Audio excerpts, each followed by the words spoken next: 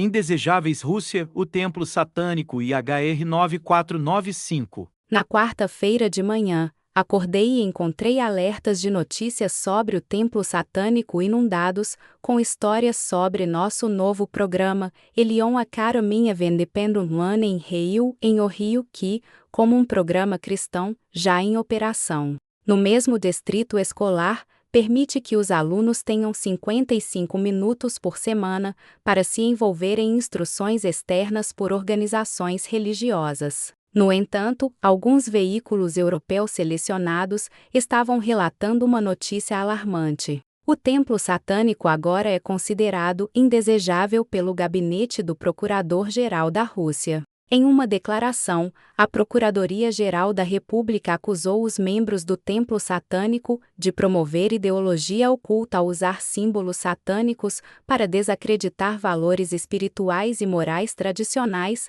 bem como espalhar ideias pseudoteológicas destrutivas e justificar a violência. Com o apoio de agências governamentais do EUA, é difícil saber se essas acusações tentam deturpar algo que pode ser encontrado na realidade, ou se o gabinete do Procurador-Geral simplesmente as inventou. Em todo caso, ideologia oculta é incrivelmente vaga e faz alguém se perguntar se foi escrita com alguma consciência de que o templo satânico não promove nenhuma crença no sobrenatural. Justificar a violência parece fácil de contestar, já que o templo satânico é, e sempre foi, uma organização explicitamente não violenta. Mas então, aqueles que fazem campanha contra a liberdade de expressão e as liberdades civis, em geral, sempre gostaram de reivindicar um estado de emergência, insistindo que certas ideias ou críticas, que podem desacreditá-los ou reduzir suas reputações, estão justificando a violência contra eles, independentemente de haver ou não um chamado real à violência. As acusações ficam ainda mais sérias. O templo satânico apoia ativamente participantes de movimentos extremistas e terroristas, fala negativamente sobre a operação militar especial e pede a derrubada da ordem constitucional na Rússia, a declaração do Procurador-Geral continuou, acrescentando que o site da organização continha informações sobre arrecadação de fundos para as Forças Armadas da Ucrânia. De onde qualquer uma dessas alegações pode derivar é uma incógnita. Não apoiamos extremistas ou terroristas, mas, novamente, pela definição da Rússia, parece que agora somos considerados extremistas e terroristas, então eles podem realmente estar falando sobre qualquer coisa. O templo satânico nunca pediu por reforma governamental de qualquer tipo na Rússia, mas não há nada subjetivo sobre a alegação de que estávamos arrecadando fundos para as Forças Armadas da Ucrânia. Isso é uma mentira descarada. Quando a Rússia invadiu a Ucrânia, arrecadamos fundos para realocar membros do templo satânico para longe da guerra e em segurança. Desafia a credibilidade imaginar que alguém poderia realmente ter confundido esse esforço com um esforço de arrecadação de fundos para as Forças Armadas ucranianas. Quando postei um relatório sobre isso nas redes sociais, a resposta geral foi de parabéns. O sentimento parece ser que não é algo ruim ser reconhecido como inimigo de um Estado autocrático e que essa designação oficial de indesejável deve ser aceita como legitimadora. Acredito que isso é um erro, principalmente porque temos membros russos que agora devem esconder qualquer ligação com o templo satânico que tenham tido, e eles são bem aconselhados a não ter mais contato conosco enquanto formos designados como indesejáveis no regime de Putin. Porque, embora indesejável possa soar bastante benigno, como se o governo russo estivesse apenas declarando uma preferência geral de gosto, a punição por se associar a indesejáveis é severa, e os cidadãos russos podem passar 6 anos na prisão.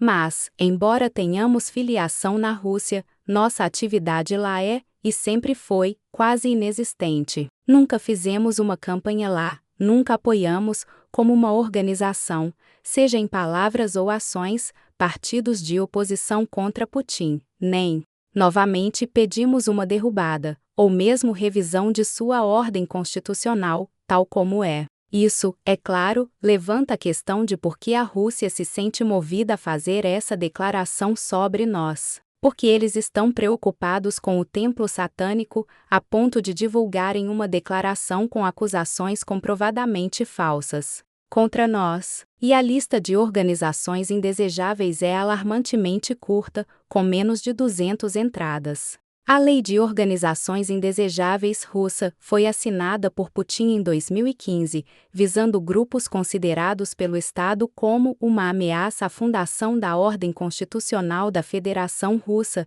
à capacidade de defesa do país ou à segurança do Estado. A lei foi amplamente condenada pelo fato de ignorar os tribunais e qualquer aparência de devido processo, colocando a capacidade de rotular indesejáveis somente nas mãos do procurador-geral, sem qualquer via de apelação. Agora, considere um projeto de lei que foi aprovado recentemente pela Câmara nos Estados Unidos. HR 9495 permitiria que o secretário do Tesouro designasse organizações sem fins lucrativos da seção 501-C como organizações de apoio ao terrorismo a critério do secretário, sem exigir que o secretário compartilhasse suas evidências ou raciocínios completos com as organizações sem fins lucrativos acusadas.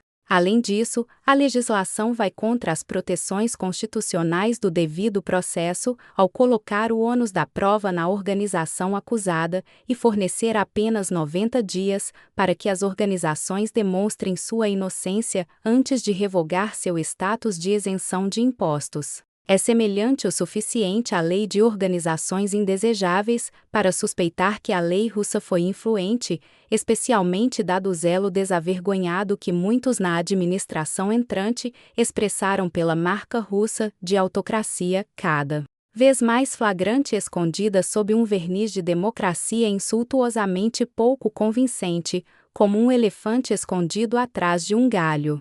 A designação da Rússia de templo satânico poderia ser de fato um favor aos seus amigos americanos? O novo secretário do Tesouro poderia ser descarado o suficiente para citar a inteligência russa ao nos considerar uma organização de apoio ao terrorismo em um futuro próximo.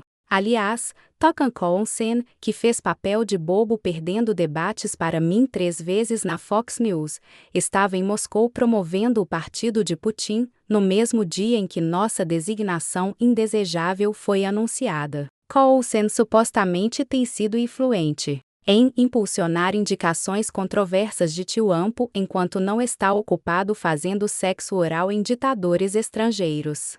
Tudo isso é um mau presságio para o futuro próximo, eu acho, e é perturbador para mim que um total de 0 veículos de notícias nos Estados Unidos tenham achado isso digno de ser relatado. Tenho contatado especialistas em assuntos russos e advogados internacionais para ter uma ideia de qual pode ser o consenso deles sobre quais são nossos próximos passos ideais para fazer tudo o que pudermos para garantir a segurança de nossos membros russos, determinar se devemos ou não tentar contestar a categorização russa de nossas atividades e como podemos nos preparar melhor para o futuro próximo à luz desse desenvolvimento.